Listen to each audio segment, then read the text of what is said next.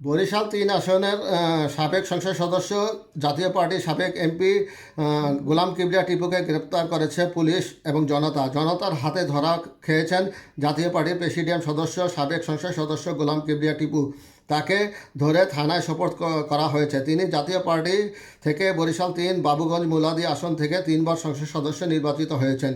গতকাল বৃহস্পতিবার সন্ধ্যায় দক্ষিণ কেরানীগঞ্জের কোন্ডা ইউনিয়নের বীর বাঘৈর এলাকায় গোলাম কিবরিয়া টিপুকে স্থানীয় লোকজন দেখতে পান। তখন তার সামনে ২০-২৫ জন লোক জড়ো হন।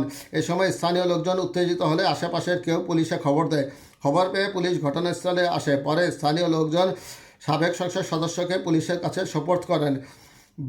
বীর বাঘৈর এলাকার বাসিন্দা আজহার আলী বলেন, ওই এলাকার জাতীয় পার্টির সাবেক সংসদ সদস্য গোলাম কিবরিয়া টিপুর কিছু জমি রয়েছে, যেখানে একটি ছোট ঘর রয়েছে। সম্ভবত ৫ই আগস্টের পর সেখানে আত্মগোপনে ছিলেন তিনি। সন্ধ্যায় বাসার বাইরে বের হলে এলাকার লোকজন দেখতে পান। এ সময় তার সামনে লোকজন জড়ো হলে পুলিশকে খবর দেওয়া হয়। খবর পেয়ে পুলিশ ঘটনাস্থলে আসে। এরপর স্থানীয়রা টিপুকে পুলিশের কাছে সোপর্দ করে। দক্ষিণ কেরানীগঞ্জ থানার officer in charge OC Mazharul Islam বলেন, বীর বাঘৈর এলাকায় লোকজন জাতীয় পার্টির সাবেক সংসদ সদস্য গোলাম কিবরিয়া টিপুকে পুলিশের কাছে সোপর্দ করেছে। এলাকার লোকজনের কাছে জানতে পারলাম, ওই এলাকায় তার কিছু জমি রয়েছে, সেখানে ছোট একটি ঘর আছে। মাঝে মধ্যে তিনি ওই ঘরে থাকতেন।